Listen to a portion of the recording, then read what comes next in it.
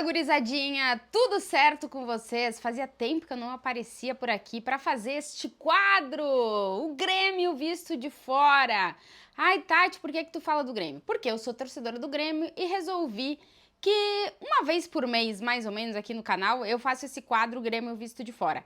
Agora, com a chegada da Libertadores, e este quadro é para falar sobre as expectativas do Grêmio na Libertadores, provavelmente eu até faça o quadro com um pouco mais de intensidade. Vamos ver. Também não sei, depende da minha rotina, de como eu consigo encaixar ou não.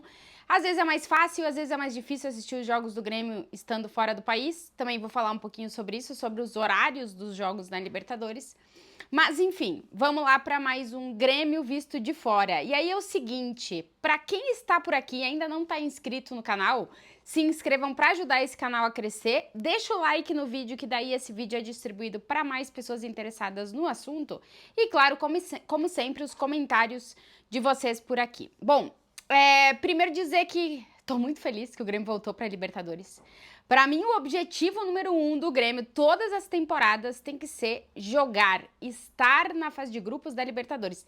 Tem que ser o objetivo número 1 do clube, porque a Libertadores é o lugar do Grêmio. O Grêmio tem que estar, o Grêmio tem que jogar a Libertadores todas as temporadas. É claro que é impossível estar todas as temporadas, é muito difícil conseguir essa regularidade, mas eu acho que tem que ser o objetivo primordial do clube, jogar a Libertadores todos os anos.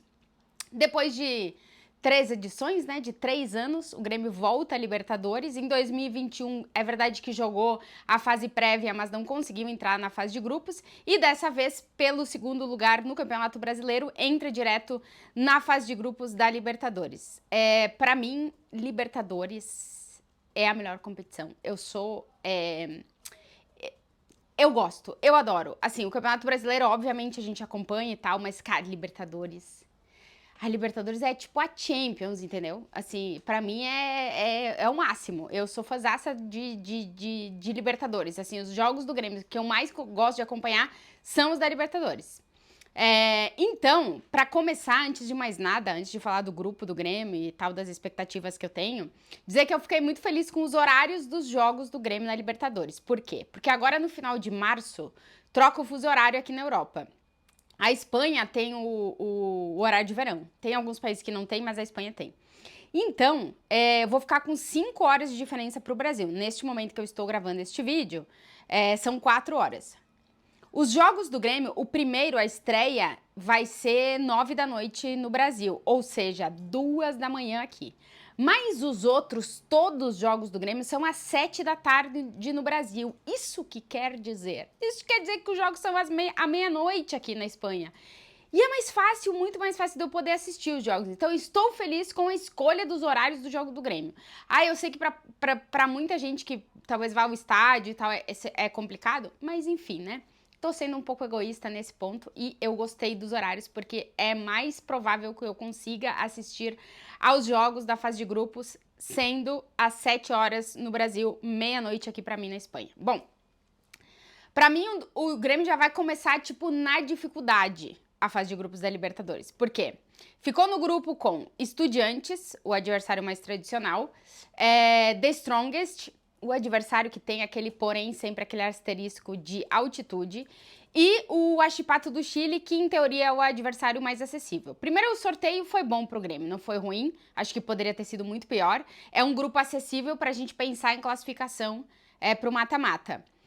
Mas vai depender muito do Grêmio. Acho que assim, considerando os adversários, o Grêmio joga contra ele mesmo nessa fase de grupos. Vamos ver o que vai sair daí. Como eu dizia, a estreia vai ser contra o The Strongest da Bolívia, lá na altitude, lá em La Paz. E é o grande desafio do Grêmio contra esse time. Por quê? Porque na temporada passada, o The Strongest enfrentou o Fluminense, que saiu campeão da Libertadores, e conseguiu vencer lá na altitude. É muito difícil sempre jogar na altitude. Então o Grêmio já vai começar a Libertadores com um grande desafio nesse dia 2 de abril, quando é a estreia do Grêmio, jogando fora de casa, em La Paz contra o The Strongest. É a primeira vez na história que as duas equipes vão se encontrar.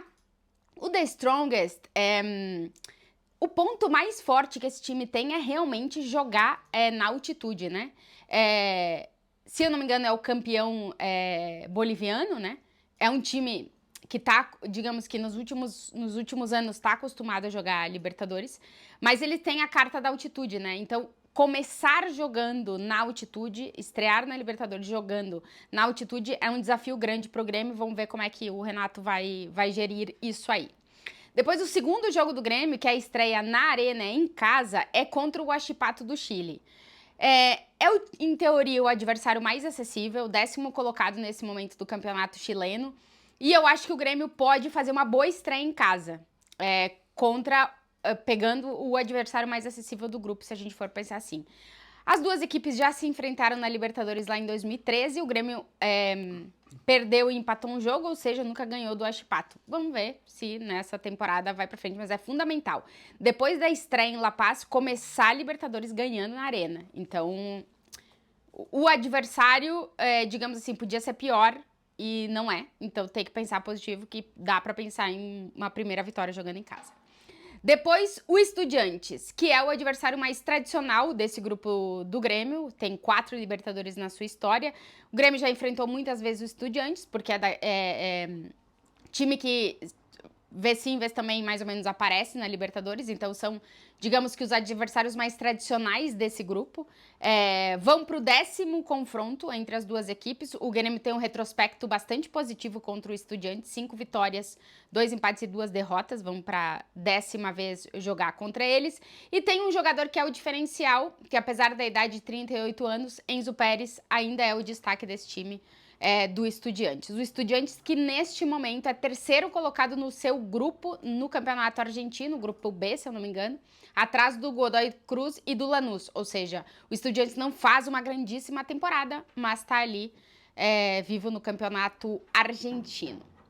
O Grêmio joga a primeira contra o Estudiantes fora de casa, isso. Fora de casa, estreia em La Paz, depois joga na Arena, depois joga contra o Estudiantes fora de casa, que também é um desafio sempre complicado jogar na Argentina.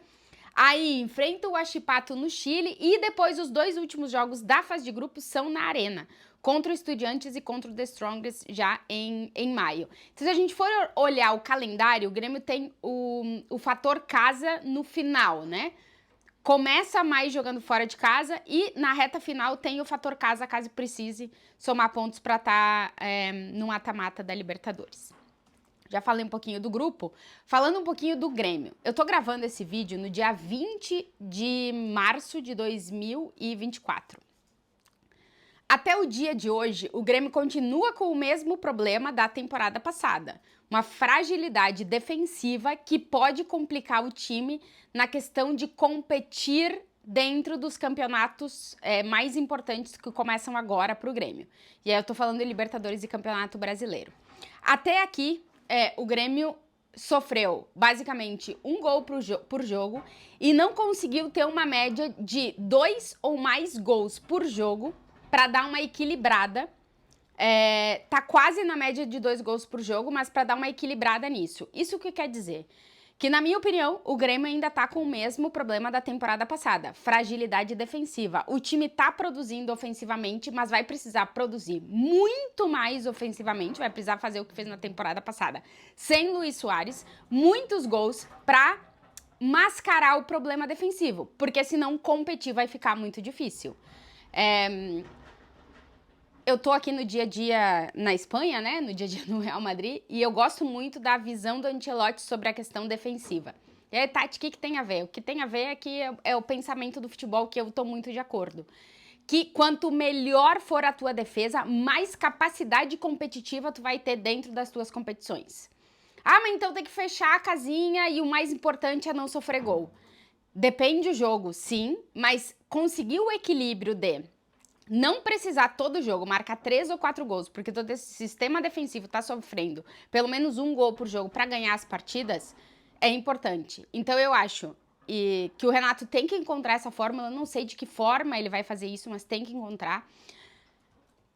Acho que não depende somente dos zagueiros, depende muito dos laterais e, sobretudo, dos volantes, porque o sistema defensivo inteiro precisa funcionar. Não estou falando só dos zagueiros, ou só do goleiro, ou só de algum aspecto, mas o geral ele precisa funcionar para quando, em algum momento, algum integrante do sistema defensivo não esteja tão bem, o outro consiga suprimir esse momento, essa carência. Então, não sei de que forma o Renato vai fazer isso, mas eu acho muito importante para o Grêmio poder competir nas principais competições que começam agora em abril, conseguir sofrer menos gols, porque pra mim tá aí a chave. Porque eu acho que ofensivamente a gente tá vendo que o time pode chegar em algum lugar. O Pavão começou muito bem sua trajetória no Grêmio. O Diego Costa tá entregando, não sei até quando que ele vai entregar, mas de momento tá entregando. O Cristaldo tá muito bem. Gustavo Nunes tá sendo o grande destaque dos jovens do Grêmio. O Soteldo pode ser que volte ainda antes para essa semifinal do Gauchão, que seria uma boníssima notícia para o Grêmio, a volta do Soteldo. Então eu acho que ofensivamente o Grêmio vai encontrando peças que vão poder produzir os gols necessários para ganhar as partidas. Mas precisa de um equilíbrio defensivo, precisa que a defesa funcione melhor para poder ter esse equilíbrio e realmente o Grêmio ser competitivo. E aí, muita gente, quando eu abro caixinha de perguntas, me manda a pergunta: Tati, o que tu espera do Grêmio em 2024? Eu espero que o Grêmio possa ser competitivo, que o Grêmio tenha a capacidade de competir nas competições que está. E aí eu acho que isso passa por uma melhora defensiva. Quando conseguir encontrar um equilíbrio maior para o time, com uma melhora defensiva, eu acho que o Grêmio pode competir bem nas competições nas quais vai estar. E principalmente na Libertadores. Então, acho que é isso. Eu tô numa expectativa muito grande. Repito de novo, pra mim o objetivo do Grêmio toda a temporada tem que ser jogar a Libertadores, tem que ser poder ser competitivo dentro da Libertadores, tem que estar primeiro e depois ter uma capacidade competitiva para estar de verdade ali. E eu quero acreditar que dá pra fazer alguma coisa. Visto o sorteio, o Grêmio não caiu no pior grupo, caiu em um grupo em que tem possibilidade de estar no mata-mata. Então, antes da competição começar, é óbvio que a gente acredita. Tá bom? Ó, quem chegou até aqui no vídeo e ainda não tá inscrito, se inscrevam para ajudar o canal a crescer. Deixa aquele like se vocês gostarem e, claro, os comentários por aqui. Como a Libertadores está quase começando, provavelmente voltarei com uma frequência um pouco maior para fazer esse quadro aqui, o Grêmio visto de fora, na felicidade que estou dos jogos serem no primeiro horário. Que aí vai dar para acompanhar melhor o Grêmio na Libertadores. Beijo para vocês.